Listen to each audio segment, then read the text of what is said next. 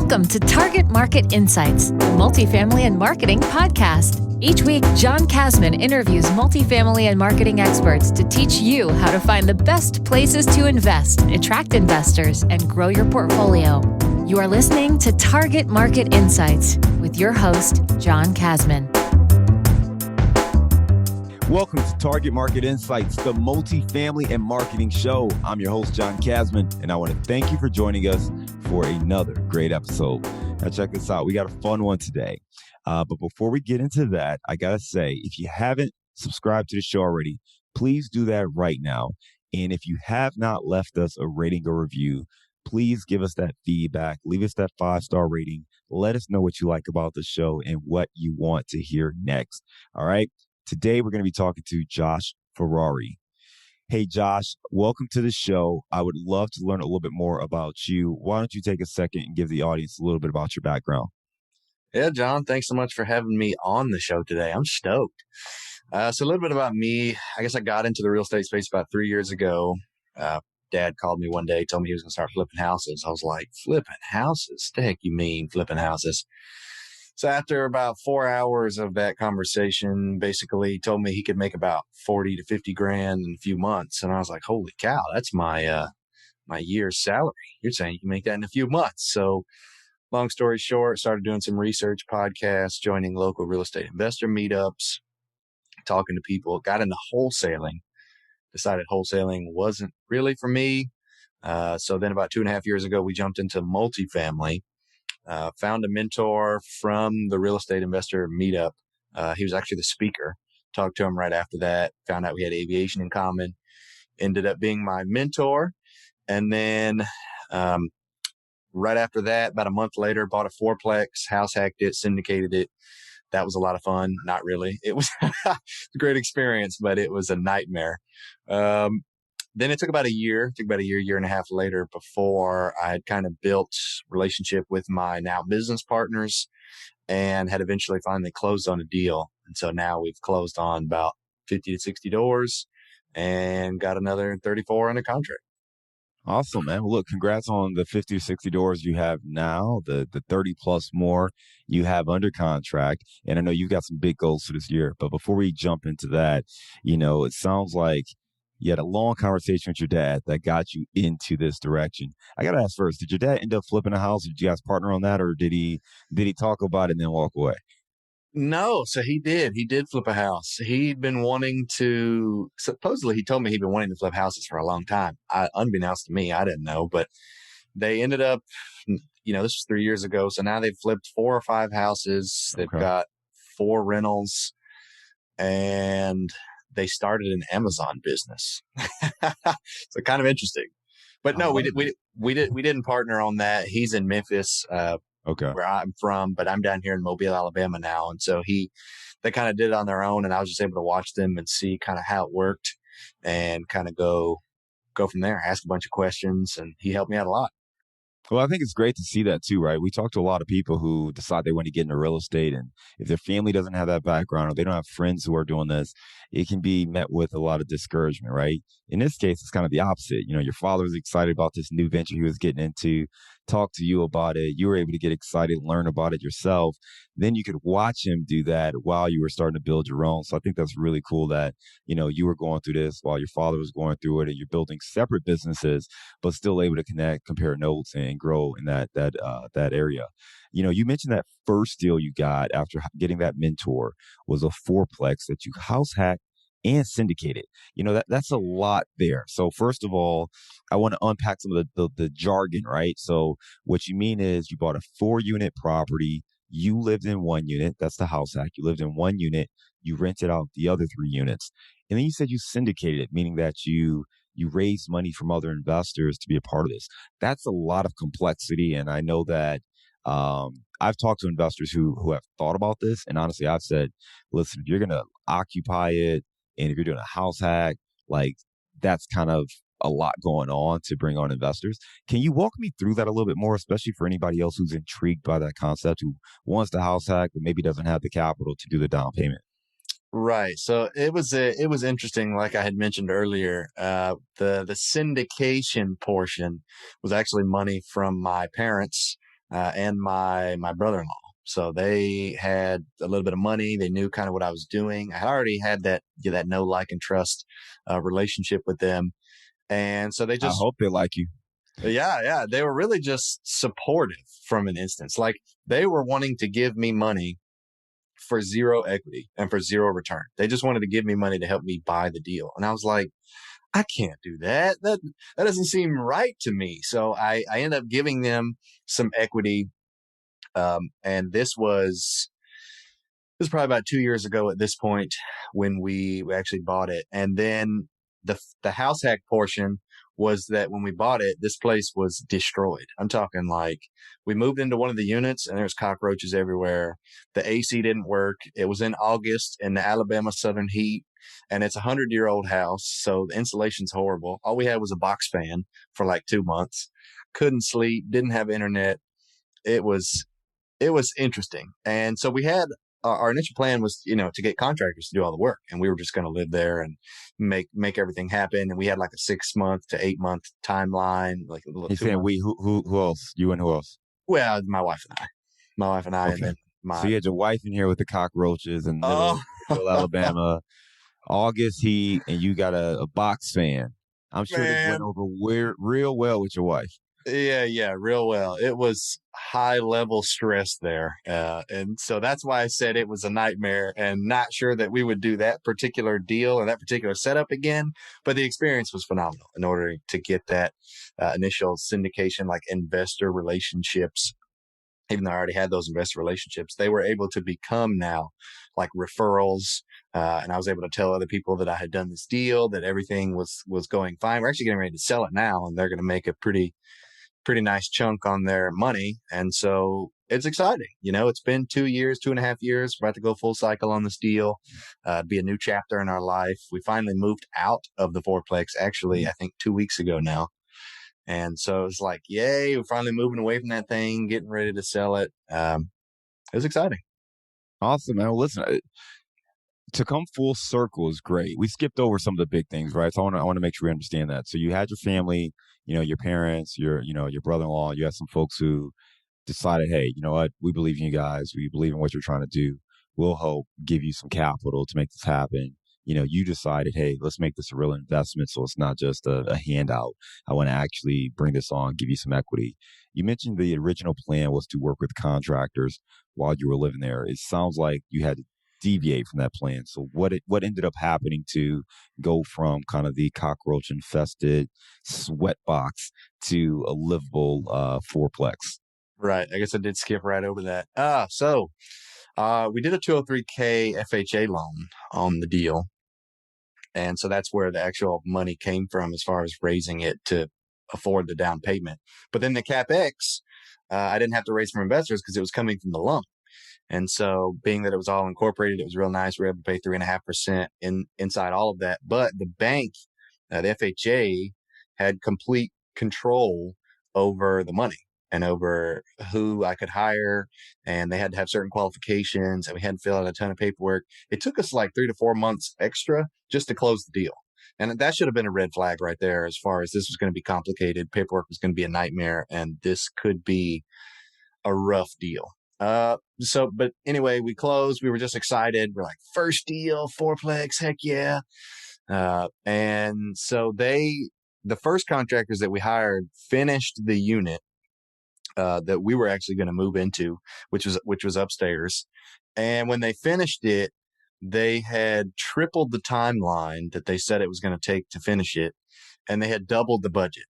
And so I was like, no, we can't do this. You guys are gone, fired. We're going to get someone else. And so we had already found a new contractor that we were going to bring in before we decided to fire them. But even then, it took like 5 months of nothing happening to fire the old contractor and finish all the paperwork of firing them and bringing the new contractor in with all of the paperwork through HUD. They were basically saying that no one could touch the property until all of the paperwork had been completed. 5 months of nothing happening. And remember, we only had like 6 months that we thought it was going to take to finish everything. And there's only one unit done. So I'm sweating. I'm freaking out. What the heck's going to happen? All our money's tied up in this loan. We can't even get any money to buy materials to do the work myself. So I had to actually take loans out myself because I didn't want to burden my investors and be like, hey, we got to do like a capital call. Like first deal, it's the last thing you want to do. So I ended up taking loans out myself to get all the materials needed to finish one or two more units. And then I was just working like 24-hour days, man. It was, working the W-2 job as an aircraft technician, coming home and then hitting the pavement on paint, carpentry work, electrical work, trying to do everything that I possibly could to get this thing up and running because the holding costs themselves, we couldn't afford. And so it was like, if you actually looked at the numbers, it's like, we can't really afford to keep holding this any longer than this 8-month time frame. And so it was amazing to be able to see how the money just kept appearing. It just kept being there. It didn't make sense, but we think it was just a God thing. Just praying and believing, and it just kept happening. So we ended up having to do most of the work ourselves as far as the last 3 units. Even though that new contractor came in, he still was not as good as we thought he was going to be. You know how it goes. But we're like, we're not going to fire this guy. We're not going to wait another 5 months. We need to get all the big major stuff done, like some roof repairs and, some foundational work and some larger scale things that we knew we needed a company to handle. And I would just handle interior renovations. Man, that's incredible. I mean, just to think about, I can imagine the stress that you were under, right? You're looking at the bank account, you know that you're not able to pull funds. You start picking up the hammer, the brush, and doing as much work as you can by yourself. With the 203K loan, I mean, I know that there are a lot of restrictions, and anyone who's considering that, I mean, this is something you have to keep in mind. They are going to have strong suggestions on who you work with. They basically have a list of approved contractors that you can select from. So, you're going to have limited contractors you can work from that they've already approved. The process is going to be their way or no way. So if you do want to make a change, you have to wait for them to get through all the paperwork and all of that process. And then to your point, you kind of are limited in how quickly you can move from there. One of the questions I have is like, as you decided to pick up and do more work, how did that align with kind of HUD's or the 203K loan standards? Because I know a lot of times they say no one can do the work outside of, these contractors. Were you able to just kind of work through that, or was it just a matter of getting it done because you didn't have another option? Right. It was kind of the no other option point there. We kind of bent the rules a little bit, I guess you could say, because they did specifically state that no one but a like certified approved contractor could do any work. But I'm like, this is my house. I'm the one that's got to pay the bills. I'm the one that's got to make sure that the investors are happy, not lose everyone's money. And so if it means me picking up a hammer and doing the work, I mean, I fix airplanes, I can fix a house. Like, I'm just going to make it happen. It has to happen. There you go. Well, you got the background, right? You said you fix airplanes. You could probably fix a house. So I'm glad you're able to figure that out. Look, let's fast forward, right? So you did that house. You're able to refi and kind of move out and get your situation going now. Now you are working with investors on bigger deals. Let's talk about that first real syndication deal, right? You mentioned that you recently closed on some stuff. Tell me a little bit more about that deal. Yeah. So to give just a little bit of background as far as the first deal from the second deal, not every deal is as chaotic as I've just explained. The first deal was literally just me. And I had just a month previous decided to get into multifamily. So I had no experience and it was a little chaotic. Not going to lie. I would not put another investor through that same scenario. So since then, obviously I've got 2 other business partners that have decades of experience in the space. We've got a lot of experience under our belt now as far as track record and knowledge of real estate and multifamily and talking to people. So then fast forward to what your question was about the new deal. We did just close a 42 unit multifamily syndication deal. It was our first large syndicated deal right at the last day of the last hour of last year because we just had to. It was because we'd already promised all our investors that we were going to do a cost segregation study for the year of 2020 and really exponentialize their depreciable benefits in that year. And so it was like, all right, we just got to close. We ended up having to overcome some crazy insurance obstacles. At first, it was a standard deal. My mentor actually brought me the deal. And he's like, hey, it was his deal. He owned it. He's like, hey, I'm trying to sell this place. Would you be interested? And I'm like, heck yeah, man, I'd be interested. And so after further negotiating and talking about it, he said, I'll give you a $400,000 discount if you can close by the end of the year. And if we don't go through a broker. I'm like, bet, we'll do it. It'll happen. I'll make it happen. So that right off the bat made the deal extremely juicy. And so then just going through the motions, doing the due diligence, talking to investors, raising the money, kind of getting the partnership put together. And then in September and October, Mobile had 2 hurricanes that hit land. The first one was Sally, and after Sally hit, we called and we said, hey, what's going on with the property? Any major damages? And they're like, no, just a couple trees down. The power's out. Nothing big. Like, okay, great. Perfect. And that was the first one in September. Then October, we found out another one was coming. We're like, oh, great. This is horrible. And so it hit, and same thing, called, hey, what's going on? Any updates? And it was like night and day different. I mean, this one, which was Hurricane Zeta, it like blew all the roofs off, interior damage on some of the units. It was bad. And so we're like, all right, the heck are we going to do now? We've got all this investors' money. We put all this time into this deal. Are we just going to give the money back? Are we just going to say, screw the deal? What are we going to do? And at this point, it was beginning of November, and we had scheduled our initial scheduled date to close was December 1st. So we said, we got to make a decision. We got to make a decision quick. But it was one of those like hurry up and wait things, because it was like we needed information back from the insurance company to really know where we stood as far as what the insurance company was going to pay for, and maybe how much extra money we might have needed to raise in order to make the deal happen. And we didn't hear anything for about a month and a half. So it wasn't until like the week before Christmas, we actually heard back of them saying, hey, we've got all the documents. Everything's looking good. You guys are in the clear. We're going to be good to close before the end of the year. We'll get you your information back next week, blah, blah, blah. So then we're thinking it's all good. Cool. Make sure all the investors are updated. Tell them we're not actually closing on the 1st. It's now like the 15th or 16th of December. And then the week after Christmas, so this is literally the last week of the year. It's like the 28th is when we actually got the document back from the insurance company. And the bid from the contractor was stating that it was going to be like $800,000 worth of work needed. And the insurance company only said they were going to pay for $300,000. And we were like, oh my gosh, what is this giant gap? What is this? And so I'm talking, it was like phone calls 24/7, no sleep, talking to everyone, talking to the insurance company, talking to the sellers, which is my mentor, figuring out what it is we're going to do, talking to my partners, seeing if there's a creative way we can make this work for everyone. And all in all, once we figured it all out, we did end up closing. We did get like a $300,000 or $400,000 check at closing from the insurance company with the guarantee that we were going to get the rest of the money, or else the sellers were going to basically pay for what damages need to be done. So at the end of the day, we closed this deal. I think it was $1.85 million. We got this $400,000 check at closing, with another expected $400,000 to come, to basically make the property brand new, replace all the roofs, replace the siding, fix the interior units that got damaged, new paint job on the outside, plus the $150,000 of CapEx we already had raised to do some of the renovations ourselves. So at the end of the day, we got most definitely the good end of the bargain as far as where we're going to be once all of this work is done and what the value of the property is going to be.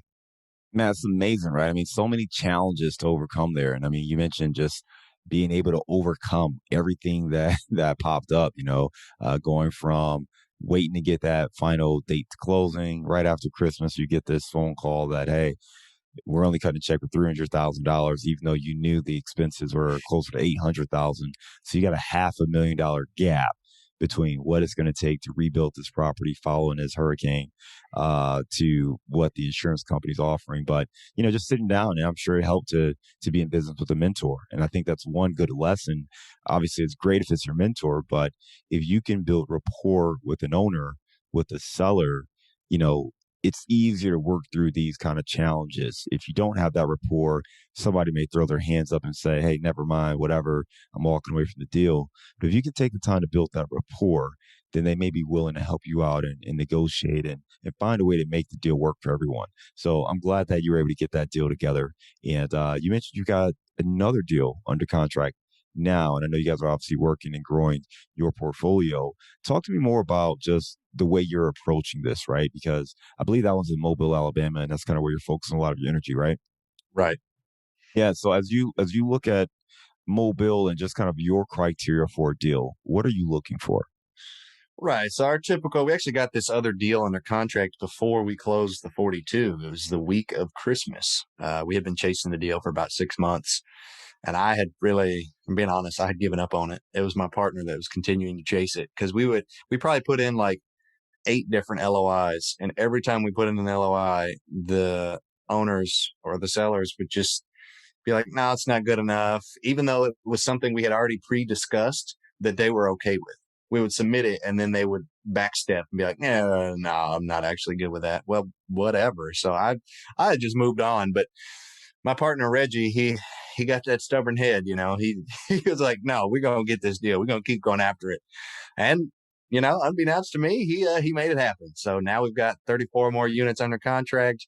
And as far as our criteria goes, we're currently in the Mobile, Baldwin County, and Escambia County markets, which Baldwin County is just east of the Mobile Bay, kind of where Gulf Shores and Orange Beach are. And then Escambia County is right across the state line into Pensacola, Florida. And that's where my mentor actually lives. So he's kind of our knowledge base over in that market. And so the reason we kind of picked those markets was just locality. Firstly, which sounds like a crappy reason to pick, but from our viewpoint, it was like, okay, we're newbies in the space. We're kind of growing our syndication experience, our investor database, our track record, and our relationships with brokers overall, because most of the time brokers are the ones that are going to send you the deals. And after talking to a lot of brokers, they had said that, I always ask, what can I do to have a leg up on someone else? I don't have a track record, but I've got partners with a track record, maybe not in multifamily, but in real estate. And I'm doing the best I can, really trying to break into the space. What can I do? And a lot of them had mentioned that one of the best things that they would consider you for over maybe someone else, if you didn't have a track record, was if you lived there. If you were super familiar with the market and you knew exactly what your criteria was, you could be there, boots on the ground quick. You could meet them personally for lunch or whatever, multiple times. Some of the brokers really, really liked that. So that was one of the reasons we picked it. We knew it was going to help us break in. We knew we could be boots on the ground, 10, 15 minutes. And that it would also, not only from the broker side of like acquisitions, acquiring deals, but on the asset management side, and the capital raising side, investors saw it as a benefit because, now our investors are here in Mobile. So they're like, okay, you're local. I know you haven't maybe done a large syndication before, but you live there. You know the market. You can visit the property. You're going to be constantly updated every day on what's going on in your local economy. And so you'll know how to combat that. Contractors that are really good and reputable in the area, property managers. It was just like this conglomerate of like a perfect team that allowed us to propel to where we are now as far as our local market. And then on top of that, on top of being just wanting to be local in the space, it ended up being a blessing in disguise because Mobile, this past 2020 with COVID, you saw unemployment anywhere from 10 to 20, 25% in some cities. It was crazy. Well, in Mobile, I don't think we went past like 8%. So we kind of were hedged from what was going on with COVID, as well as just economic vacancies, I guess you could call it, economic climate, being that we're right by the bay. So we've got this natural resource of the bay. Oil and gas ain't going anywhere. We've got Austal out here. They're building naval ships for the military. Military ain't closing down for nobody. So they're still working. Aviation was a big thing out here. Airbus is actually Airbus's only manufacturing facility, which it actually got hit hard as far as needing to shut down. But then we have other aviation, what I do, which is heavy maintenance, and that actually climbed. That scaled rapidly because all these planes were unable to fly. Well, now they've got to go and they've got to get parked somewhere. They've got to be prepped for storage. They've got to be worked on like, hey, it's not flying anyway. Why don't we just go take it for its biannual C check or B check or whatever? And so it was like an influx of work for the maintenance side of aviation. And so we've got a huge business here that handled that as well. We've also got the only cancer research center here that wasn't closing down for COVID. Really big on technology here. Technology boomed during COVID. And so it was just kind of like the market pool that we have here, the economic job market, that really kind of inflated us from that. And so we've noticed that on every other angle going into multifamily, as far as, okay, we want to get into multifamily. Let's see what the income is. Let's see some of these other factors that you get from jobs as a whole, and unemployment and other economic factors. And we just found that Mobile was kind of hedged from a lot of that. And it was a shock to know. And then on top of that, it was like all these bonuses to being in Mobile. You know what I mean? On top of that, Mobile is the third largest MSA in Alabama, but it's the fastest growing. And not many eyes are on Mobile because it's kind of seen as a tertiary, secondary market. And so there's not big investor money that's competing with you. So cap rates are still staying on that wider spread. We're not seeing as much compression, and we're able to buy, at a price per door much cheaper than you would anywhere else, which just boosts our returns.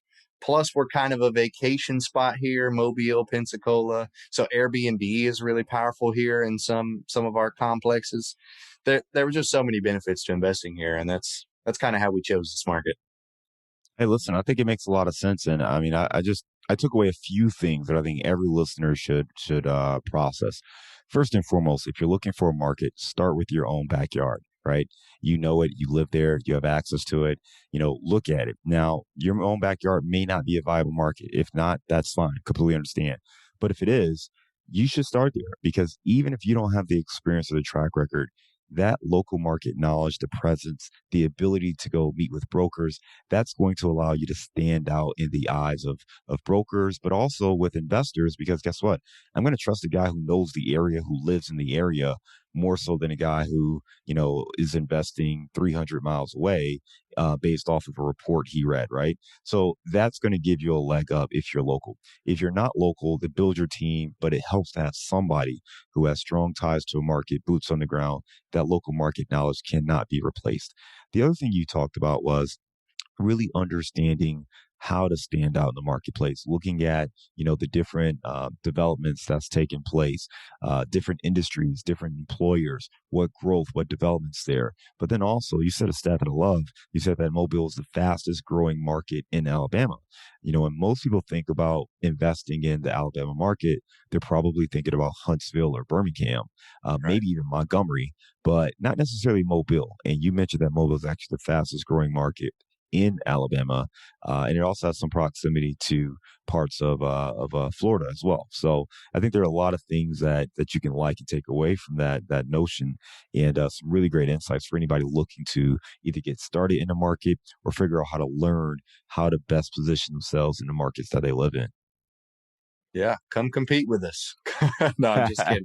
Not a competition. Trying to help anyone.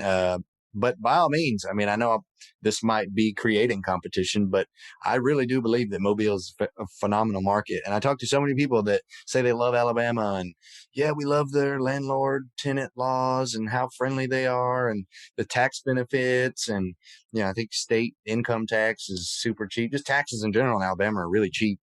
And so, like, all these reasons that are amazing to invest there, but then they're talking about Birmingham, they're talking about Huntsville, and those are great markets, don't get me wrong, but they're flooded with outside eyes and large, like, REIT industrial capital that you just can't compete with. Maybe you can. Maybe you're larger than I am. I'm sure there's a ton of people out there more successful than me. And if that's the case, then those markets are great. But if you are the newbie trying to get into the space, if you live here locally, or if you're anywhere else just looking for markets to invest in, I think Mobile is a great market. All right. So for you, going from that initial deal we talked about, that fourplex, to raising capital with investors to do, this 42 unit deal, right? 42, is that correct? Right. All right, the 42 unit deal, and then what you have in the pipeline beyond. What's the biggest challenge you faced going from kind of, family basically, right? Friends and family for that first deal to like your first true syndication deal. What was the biggest challenge you faced? Not including the deal. Obviously, the deal had its own challenges, but as far as raising capital from investors, what's something that surprised you or a challenge you faced? If we're looking at raising capital specifically, I know my biggest challenge was getting brokers to take me seriously, trying to get into the space, just having them give me a deal that was worthwhile. Because you talk to all these brokers and some of them don't take you seriously, and some of them will send you a deal here and there, but it's like scraps. It's something that all the best guys have already looked at, and you look at it and you're like, this doesn't work. And so then you tell them, hey, this doesn't work and here's why. And they just kind of brush you off like, okay, it doesn't work, is what it is, whatever. They just kind of move on. And so the biggest thing for me was, how do I show them that I can close? Because I need someone to trust me enough to allow me to close one so that I can prove that I'm a closer. And a lot of that came from getting the business partner. So adding a partner to the team was massive because I was able to then leverage his record and his success and use it as a conglomerate of like, we as a team, we're trying to close this deal. We're trying to do this thing. But to answer your question specifically about raising capital, I thought that raising capital was going to be difficult. I thought I was going to need a partner to actually raise the money for me because I didn't know anything about anything when it came to raising money other than my parents. And that was just a funky conversation, I thought, that they just happened to so be good with.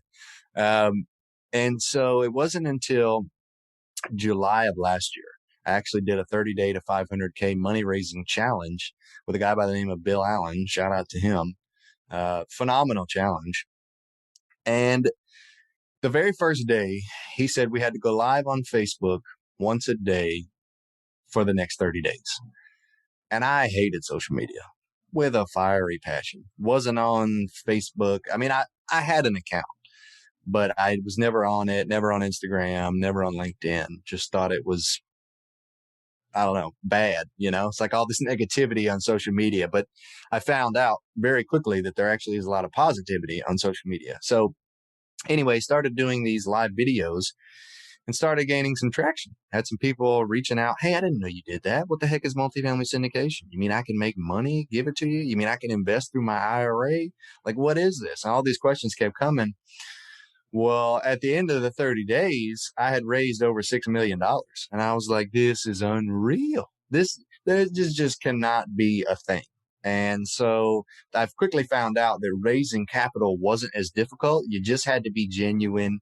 You just had to really have their best interest in mind. And it's not even like, because at that time I still didn't have much of a track record other than the fourplex and my business partner's record that I'm bringing on. It was just that level of trust that these individuals that I'm talking to had with me as a human, not even as like an operator, just as a person. Like, yes, I trust you're not going to steal my money and that you're actually going to do well. I trust the knowledge that you have in the space to operate the asset.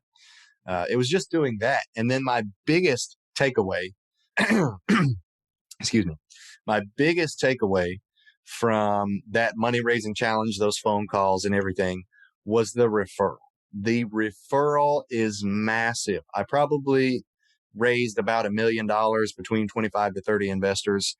And the other $5 million came straight from referrals. At the end of the phone call being like, hey, is there anyone else you think that that might be interested in an opportunity like this?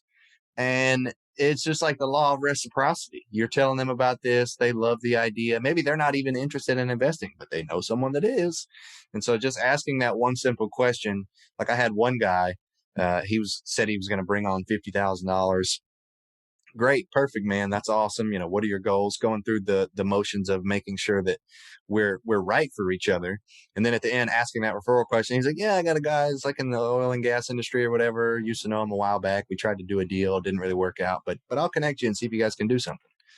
So we get this warm introduction with this guy and I get on the phone with him. Turns out the dude's got $3 million to invest. I was like, I can't even fathom this number in my head right now that you have $3 million. So then I asked him for another referral and he had another guy that had $2 million. And so bam, right there, I'm at 6 million. And I'm like, two people got me to $5 million. And so the referral was definitely the biggest lesson that I learned out of that. Man, listen, if you're looking for a powerful insight on raising money, I mean, that's it, right? I mean, you talked about going live every day for 30 days on Facebook, the Bill Allen Challenge, that we got to shout that out. That sounds like a great one right there. But that's it, right? It's trying to figure out ways to get in front of your network, educate them about what it is that you do from an investing standpoint, and then be genuine. Share, and then don't be afraid to ask them for a referral. Do you know anybody else who may have an interest in something like this? That's really your money question, because even if they're not a fit, they may know somebody who's looking for something exactly like that. And I think that's what something that we just have to get comfortable with. And it may feel difficult. I mean, you talked about not being a social media person, not wanting to be on Facebook, Instagram, all the negativity. But the reality is that if you are going to invest in multifamily, if you are going to raise capital for deals, you have to build relationships. You have to nurture relationships. You have to tell people what it is you do. You have to let them know that this is something that you do and you may be able to help them. And if you do that, the opportunities just open up. So thank you for sharing that. I think that's a great tip, especially given that you didn't have 20 deals under your belt. I mean, you had a fourplex under your belt when you did this. So I think the fact that you could do it with just a fourplex under your belt shows that this is a tactic that could work really well for people. Just be willing to put yourself out there. That's a good chunk of it. Be willing to put yourself out there and good things can happen. We're going to transition to our Bullseye Round. You ready? Oh, man. Hit me. Give me a failure or an apparent failure that sets you up for later success. A failure that set me up for later success. Well, I failed what I think, maybe not miserably, but I think that the fourplex was a failure. Granted, we didn't lose investor money. I didn't necessarily lose money. Everyone's going to make a profit on the sale, but it wasn't a success. To me, I wasn't able to give, well, I did give my all, but I wasn't able to get out of it what I felt like I should have been getting out of it for the investors, not even for me. Just like, hey, you're trusting me with your money throughout this time span. And that's a big thing to me. I'm not taking that lightly. And so I'm like, okay, now that you're trusting me with this money, I've got to make sure that not only do we not lose it, that's first and foremost, but second of all, that we actually make you a decent amount of money for the time and struggle that you're going through with investing with me.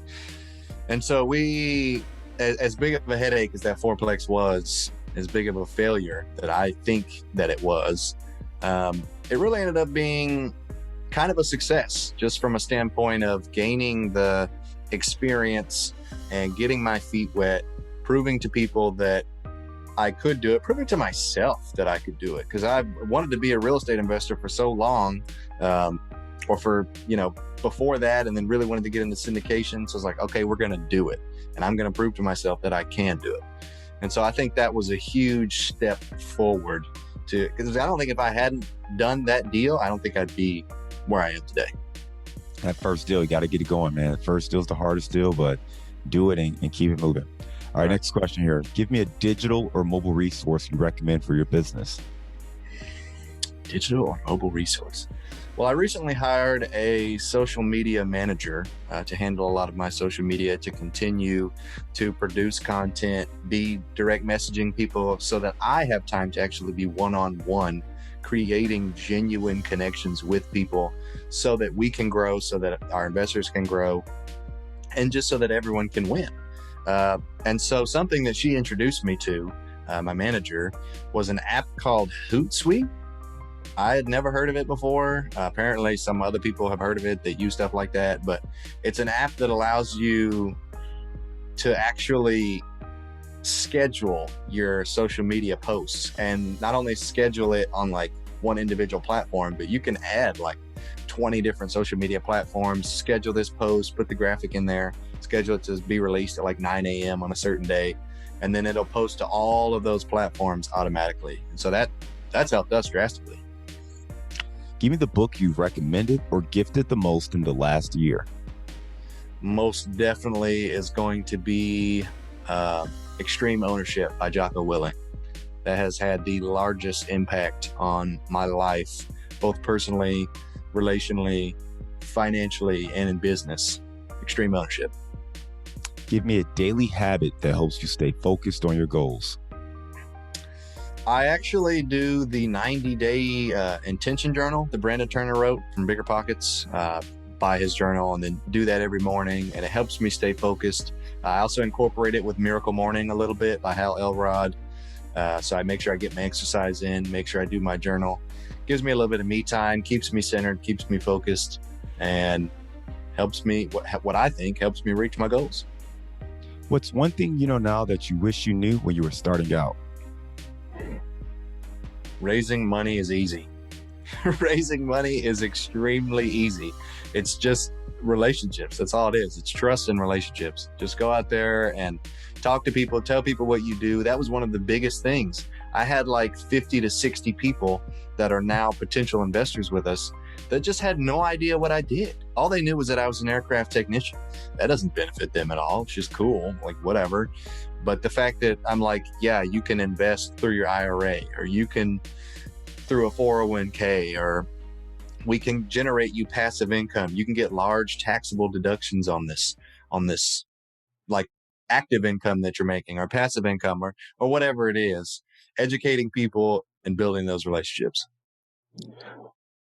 What are you curious about right now? What am I curious about? How is the coronavirus vaccine going to come into play? I've seen a lot of articles. I've seen a lot of posts about the vaccines out, and people are like, frontline workers refusing to take vaccine. So I'm wondering if it actually works. Wondering if it's going to give people COVID. Wondering how deadly COVID really is. So that's what I'm curious about. Yeah, we'll see what the impact is. All right. So we talked about some heavy stuff, some good stuff. You're out in Mobile. We talked a lot about Mobile as a market. I want to hear about it as a food place. Give me the best place to grab a bite in Mobile, Alabama. Best place to grab a bite. I'm going to have to say there's this little restaurant. It's not even close to anything that you think it would be. It's not downtown. It's not midtown. It's kind of in this hood area, honestly. It's kind of in a little sketchy spot. But it's called Osmond's restaurant or something. It's just a little quaint place, reservation only, but the food it was the best food I've ever had. It was so good. All right. Sounds like a good one. Put that on the list there, and make sure we stay protected as we're over there too. Hey, listen, Josh, this has been really good. I know your friends call you Ferrari, so I'm going to start calling you that as well. Right. All right. So Ferrari, listen, I really enjoyed your conversation, man. Listening to you go from a conversation with your father about investing, about flipping houses actually, to here you are syndicating, big deals, 42 units and more. I know that you have a goal to try to get to 1,000 units this year. So I wish you all the best of luck on your trek to make that happen. For listeners who are, interested in learning more about you, Ferrari Capital, and what you have going on, what is the best way for them to reach out? Yeah, check me out on social media. I'm on LinkedIn. I'm on Instagram. I'm on Facebook. I think LinkedIn and Facebook is just my name, Josh Ferrari. And then Instagram, I think, is Ferrari Capital. Check us out there. We've also got a website, ferraricapital.com. You can go on there. We've got blog posts. We've got a monthly newsletter. We've got a free ebook. And I, too, also have a podcast called Creative Capital. So if you want to hear more about syndication, wholesaling, flipping, how to raise money, by all means, go check out the podcast. Like I said, titled Creative Capital. It's on iTunes, Spotify, all the Google Podcasts, all those places. And feel free to leave a rating and review if you like it. Subscribe. Let me know. You can also get to me through email and my phone. So email is joshferrari901@gmail.com. And then phone number is 901-568-6329. Give me a shout. Happy to help. Happy to teach anyone how to do what I'm doing, or help anyone join or whatever. Happy to have a conversation. Ferrari, man, great talking to you. Okay. I hope you have a great one. We'll talk to you again soon. All right, man. Thanks for having me.